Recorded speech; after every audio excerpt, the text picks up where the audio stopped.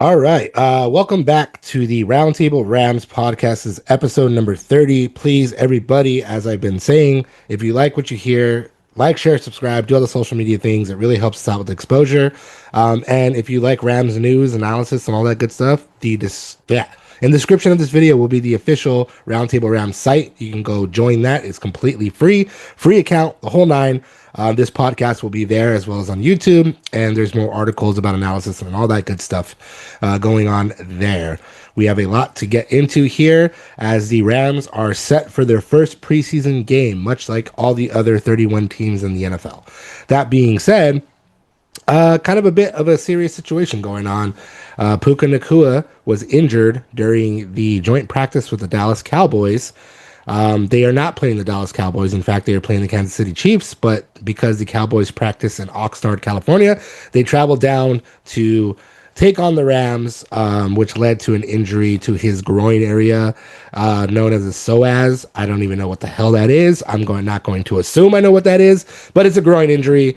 And initially it was pretty serious in the sense that he had to leave practice, and even Sean McVay said he had no clue what was going on with that injury. Come to find out that it is some sort of soreness in the groin, again called the psoas. I don't know what that is. I'm not going to presume I am a doctor of any kind or medical professional, but Sean McVay also spoke to the media following practice on Thursday and said that he should be back next week. Should is an important word there because obviously, as we know, injuries can reaggravate, flare up, whatever the case may be. But the current timeline projection is next week. Groin injuries especially can be tricky in the NFL, especially for people like wide receivers who have to run all day long and catch the ball and do all kinds of things. I mean, any player really. But yeah, so Puka Nacua right now currently injured, dealing with the psoas. So as I've never heard that word before, I'm learning something new today. Me neither. Right? Yeah, I mean, this sucks for them for more reasons than one because it doesn't even matter. Maybe he does recover and then, we'll get into it. But like the whole, will he be suspended? Will he not be suspended? It's not good news for the Rams, but I'm sure if he's back, this week, next week, it's clearly not that big of a deal, but it is one of those things that can kind of linger, and it's not really the right time for that to be happening when you're getting back into the season. You got some preseason games up, not that he'll be playing in any of them, but yeah. Yeah, I mean, Sean McVay also doesn't typically play his starters really ever in preseason games, so it's not as if Puka was really going to play. Maybe he would have been out there for game 3, but if he has a psoas injury, let him heal up. Yeah, it's really just as simple as that. He has little less than a month to heal up, just considering the fact that most likely he's not going to play in any of these games. I guess the good news is that it's not really detrimental. It's not as big as it probably looked at the moment. The Rams are just taking precaution as well. I mean, we all know what Puka Nacua means to this offense, the type of player he's established himself in his first 3 years. It's kind of really came out of nowhere, and now he's arguably the best wide receiver in the NFL. And obviously, him and Matthew Stafford have chemistry together. So if he were to miss time because of the injury, that'll suck. But it kind of seems like he might miss time one way or the other if he is healthy. Might be because of this past offseason and the allegations and the the case that's still going on. That's unfortunate. But the Rams do have a joint practice next week against the Saints. So if he's out there, that'll be great news for his health. Yeah, so obviously the other thing looming here for Puka Nacua is the potential punishment from the NFL, which Sean McVay came out and said he has no clue. He was asked point blank, does he have any kind of idea when that news would come out? He said he has no idea. That's basically the long and short of it. He says the NFL, he's been whoever their people are that talk to the NFL the league officials that talk to the Rams brass, nobody knows anything right now. And I think right now it's because it's currently being investigated. Obviously they need to come to a conclusion or an answer within the next couple of weeks, I would assume, because they can't leave the Rams high and dry and like the day before they have to fly to Australia go, oh, by the way, so obviously that'll be the telltale sign right there. If Sean McVay comes out and says he will miss game one, he will not fly with the team to Australia, then he's not going to be playing in the game. But we don't know right now. This is Puka Nacua's first instance of getting in trouble, in the sense of like he has a lawsuit from an alleged incident of biting a woman on New Year's Eve. That's what's going on with that. They are still investigating it. The NFL is, as well as the lawsuit's ongoing.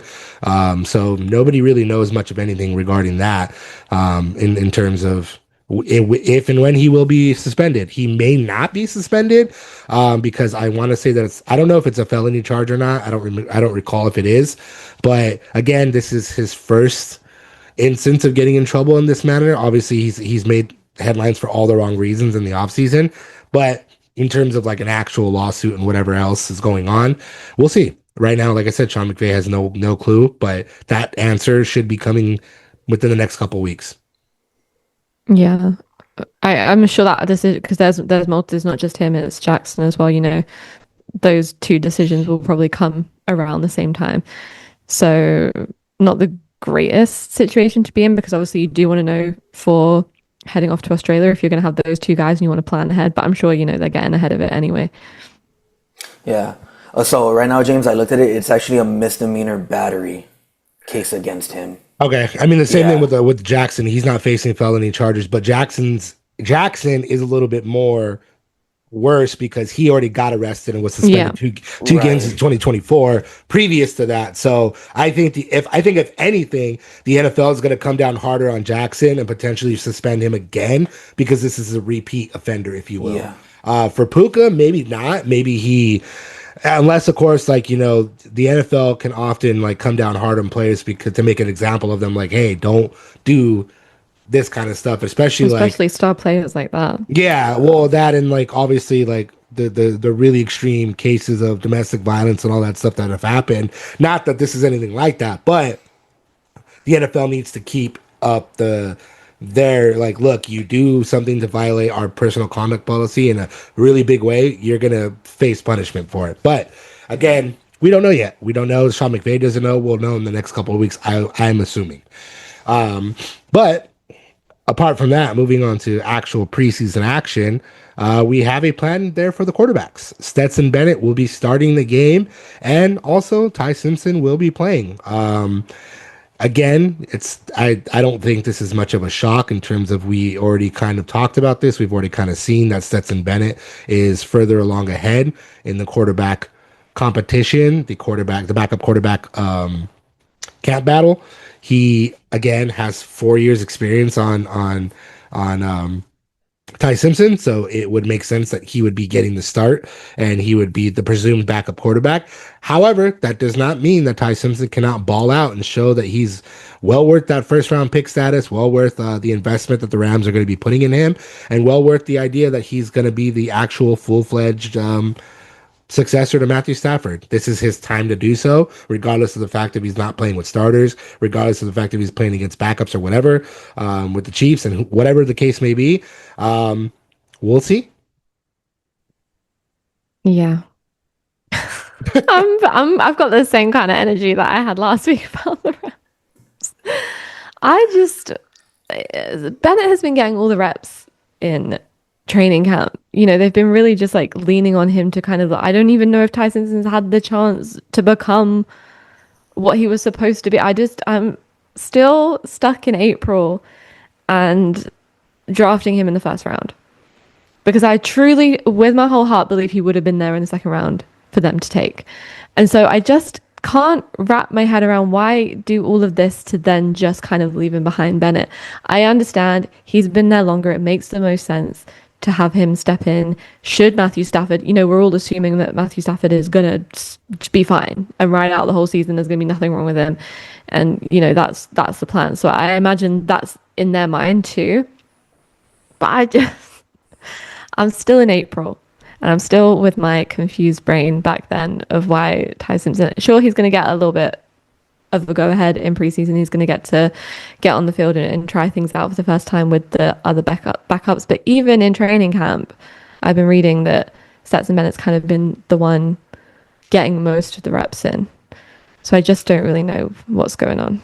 Yeah, you're right, Billy. That's exactly the case.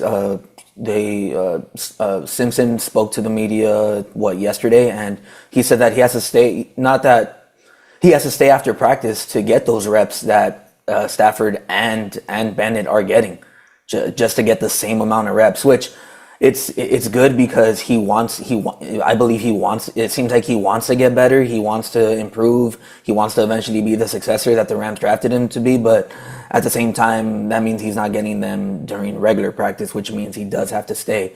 Which is kind of like, okay, well, I don't know. It just doesn't seem like he's playing like a first round type of quarterback, which should be, because I think we all agree, we were all appalled when the Rams did take him in the first round. I didn't think he would be a first round pick, and now he is, and now he's kind of entrusted into this kind of whole like successor thing, and the expectations are different when you are a first round pick, right? So now it's like, all right, well, you're not only going to be the successor to Matthew Stafford, but now, I mean, you kind of got to look the part, and right now he doesn't. At the same time, he is a rookie quarterback, and we all spoke about how complex his Sean McVay offense is. So, I mean, it's not just being a rookie. It's also like, all right, there's like another level to this with the Rams offense. But at least to me, like looking at it glass half full, he does want to be better. He is taking the extra steps to be better. He keeps on saying that he keeps on bugging Matthew Stafford as well, which is a good sign. And yeah, so I think that's how, looking at it a positive way, and kind of like in the glass half empty way, it's kind of like, well, yeah, just like in terms of like the April thing, right, Billy? And it's just like, why would you pick this guy who doesn't even appear to be ready in a way, at least, to shine? But game settings are always different. We'll see how he comes out and plays, but it's clear that Bennett obviously knows the offense more, that him being the starter wasn't quite a shock. I expect him to kind of play like how he did last preseason. He kind of did well. He threw five touchdowns in 2 games, which is pretty good. But the real eyes are on Simpson, and I think we're gonna get that. We're gonna get to that in a bit. Well, I mean, we can just jump right into it. What we're looking for in this first preseason game. I'm not looking at Ty Simpson, to be honest. I mean, I want to see what he can do, but I'm more interested in the players that are going to be going to have a fighting chance at playing more reps in the actual regular season. And one player that I'm really curious, or rather really excited to look at, is wide receiver CJ Daniels. Daniels has been impressing in camp thus far, and as we've said it over and over again, that wide receiver 3 spot is wide open. You have Jordan Whittington, sure, you have Kanata Munfield, you got Xavier Smith, we got CJ Daniels too. So now, does he ball out? Does he show what he can do in this live game setting? And as we said, I think we said this on the other pod, there's always those camps or those preseason stars that come out of nowhere that just play really, really well and put them in a better position. So, also, as we've known, Mumfield and Smith and Whittington haven't exactly put themselves in a position where they're going to be a lock for that third wide receiver position. So now, let's see what happens in preseason. This is for all of them too. I really want to see what CJ Daniels can do, but that's for all of them. Who's going to step up? Because I'm assuming majority of them are going to get snaps. Maybe Whittington won't in the first game because maybe he's the presumed wide receiver 3 right now, presumed. But let's see what happens. Let's see who jumps up there and starts making plays. That's what I'm most interested in right now. I'm most interested in the defense. Just because starters or no starters, have they got what it takes if those stars go down? I want to see who's behind these big names. Like, can these guys uphold the defense should anyone get injured this year? And because there's so much hype around it, as a defensive fan, that's really what I'm looking at alongside Ty Simpson. I really do want to see him on the field. I want to see what they saw in, his college years. I want to see him just get a chance to silence the noise. I think, I don't know because I'm not in the walls of the Rams facility, but I don't know how much support has been there for that kind of media train behind him of like doubt and whatever. So I just hope he gets a chance to kind of step in and be like, look, I'm good. I got this. Don't worry. I'm going to get to where I'm going. And I think it would just be nice for him to have that opportunity. So I am looking at him. If you're not, I am. I'm looking at him. I'm just saying, I do want to see what he can do, obviously, for the obvious reason. Does he look better than Stetson Bennett? Yeah. Yeah, I definitely Simpson is a guy I'm looking at. I mean, this could be a guy who could be the Rams QB1 in 2 years. It could be the Rams QB1 next year, right? I mean, even though it is against third stringers, fourth stringers, undrafted players, you don't want him to look terrible, right? Because if you do, then man, it's gonna be, oh man, stuff is gonna be flying off the wall. But Simpson's definitely a guy I'm looking at. Also, too, James, I'm in the same boat as you. I want CJ Daniels. I'm really looking at him. Been seeing a lot of great stuff on him. Can he translate that to a game type of setting? And the Rams wide receiver 3 is still a question mark. Can he be that type of guy to be there alongside Devontae and Puka Nacua? We'll wait and see. Another guy I'm looking at too is running back Jarquez Hunter as well. He got a couple snaps last year in terms of the preseason. Some maybe a little bit in the regular season. I want to see how he looks. Can he be that running back 3 behind Corum and Williams as well? Also, too, one guy I'm looking at is Keegan Trost.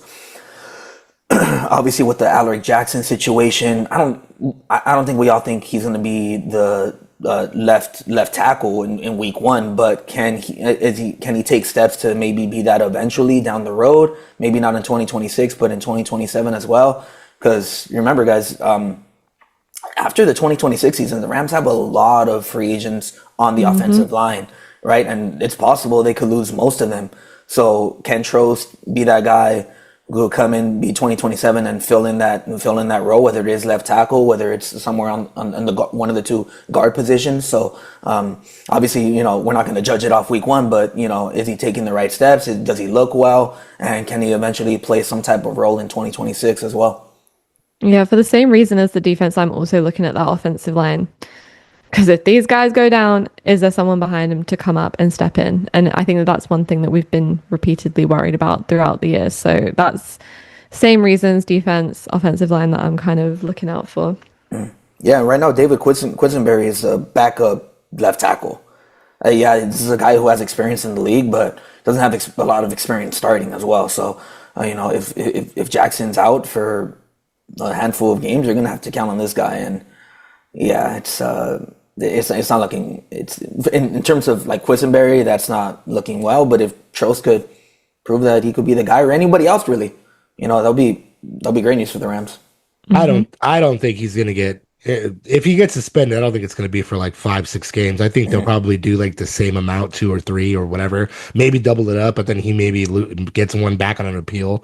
Same thing with Puka. If maybe they suspend Puka for 2, he appeals, he gets 1 game. I don't know. I'm just spitballing here, but yeah, I mean that the backup players are really important across the board for the Rams because, as you said, Billy, if one of these guys go down, who's there to pick up the pieces? And the secondary as well. If Trent McDuffie or Jalen Watson get hurt, who's there? Who's there? You got Emmanuel Forbes. You got you got Cam Lampkin. You got guys there, but now is the time to see them in that live game setting to see like, okay, yeah, like these are going to be the guys that, because really, like, you're only as strong as your depth, really, because like injuries are just commonplace in the NFL. You can't fight them. You can't, work your way around them. It is what it is, and so depth right now is going to be very important for this Rams team. Cornerback, offensive line, wide receiver. Those are 3. I mean, obviously, and Ty Simpson as well. Like, you really got to see what he can do. Honestly, like, yeah. I said I'm not looking at him, but I mean, he's going to play. I'm going to watch it, but it's just because right now, I don't have the feeling like he's going to beat out Stetson Bennett for that backup job. I just don't see it happening right now. But prove me wrong. Prove me he just lights up preseason and they're like, oh, he's the backup. Yeah, I think that's You're the reason I want to see him out there. I want to see him silence that noise.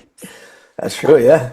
The Rams have put themselves in the position where, like, okay, like, is Ty Simpson your guy? All right, we'll see. Yeah, like we said, it's not going to be against the best competition, but no. If he doesn't look like a first round draft pick, well, I mean, regardless, like look at how everybody's talking about Drew Aller. Like, that dude, he balled out. He balled out, but you're balling out not against starters. So let's just. I don't want to be that guy, but it's also that same thing. Like, you're not playing against starters, really. So, but regardless, you want to see that. You want to see that from time. Yeah, if he of course. 150 yards, 3 touchdowns, 3 series. If he does that, you're like, oh okay. Here we go. Yeah. Here we go, you know? You'd rather see that than 3 interceptions and you know and like two for 15. I mean, obviously it's like 2 for 15, but like 2 for 8 on your pass attempts. Like what's going on here, right? That because it is a double-edged sword, right, James? Because you're like, oh, it's only against players who might not even play, but then at the same time it's like, so you can't win, but at the same time I'd rather have it be on the good side for him than like him looking just like a bust. Yeah, I mean that, and since Stetson Bennett is going to be the starter, I would imagine that he's going to play maybe 1 quarter, maybe the first half, and then they're going to there's Ty Simpson. It's going to be the Ty Simpson show for the rest of the game. And if that is the case, he had better put together something impressive, because if he doesn't, then you're going to be like, ooh, like how is this guy going to be the successor when you can't even put together anything against backups or third stringers or guys who are fighting for roster spots? So like we'll see. He might get, I don't know, maybe 4 series, maybe 5, depending on when they put him in, right? Because we don't know the plan yet with Bennett. Is he only going to play the first quarter? Is he going to play the first half? And then Simpson's going to come in for the second half? We don't know how that's going to look, but I mean, like McVay already talked about what he expects from both guys. He wants to see command. He wants to see, you know, them be confident in themselves, which is pretty like coach standard type of. You know, but has he given Ty Simpson the tools to be able to do that? I don't think so. Yeah, it doesn't. Yeah, it doesn't look that way. We'll see. Sorry, Sean. I mean, we'll see. We will see. It's going to happen. He's going to be playing. You know, it's going to be a big tomorrow storyline. Night. Tomorrow. It's very clear. Yeah, it's like very clear. And obvious. It's very clear and obvious that, you know, that this wasn't Sean McVay's guy. He was talked into it. It's clear just the way he talks about him. No. No. That didn't happen. He's lockstep. What are you talking about? He's lockstep. Come on. Lockstep. Here. I don't know what lockstep looks like, but lockstep. It's more like feet. I feel like, you know, like when you're doing like the 3-legged race thing, and those two like 1 foot is in and 1 foot is out. Like it's sure. Not giving free content out on the Roundtable Rams podcast. This is not going to be only feet, so please, perverts, don't expect get your that feet content elsewhere. Okay. Yeah, it's not going to be here. We're talking Rams football and Ty Simpson, but moving on to a subject that we know Billy definitely wants to talk about. I'm going is good old Aaron Donald. Aaron Donald was in a speed drill working alongside Braden Fisk and Desjuan Johnson, and he looked good. He did not look as fast as Braden Fisk, I will say that, but he did look good. And again, we have no idea if he is coming back still. At this point, I'm starting to believe it's not going to be the case, because we're running out of training camp and preseason time, and I don't know. I don't know what's going to happen now. You're running out of time because you have to presumably be ready for the start of the regular season. You have to get integrated back into the team. You have to get a contract, whatever that is going to be, whatever it's going to look like, because he was owed $30 million when he walked away. Are the Rams going to pay him that? I don't think so. Look, he's everywhere but on the Rams roster. I'm bored, and I said it last week. I'm going to keep saying it. I'm tired. And when we first brought it up months and months and months ago, I think even before the draft, or whenever Myles Garrett was traded, and we had a conversation, and I said, I don't think it makes any sense. I don't think he should come back. And I'm maintaining my position. And until he's on that roster, I don't want to talk about him anymore. This is my boycott. I am sorry. This is a Rams podcast. We have to talk about Aaron Donald. He's not on the team. Still. He's everywhere playing with the other players in their little private practices. He is not on the team. And when he's on the team, we can talk about him. And that's my plea to the Rams to sort this mess out, because I'm tired.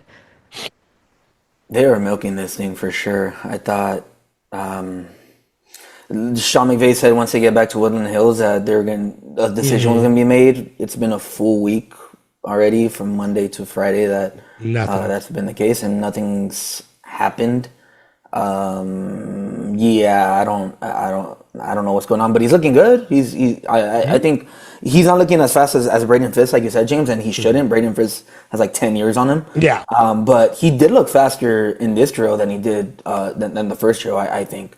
So that's a positive sign. It looks like he's getting more into that football shape, which is what he's aiming for. It seems like he's there, but then again, you don't, especially at his position, you don't do those types of workout drills anyway. But it is a good sign that he's out there, he's looking well, and yeah, it's just really, yeah, it's like, I don't know what's taking so long. Maybe it is like the behind the scenes stuff in terms of the contract and the money, and they're waiting to cut a certain amount of players.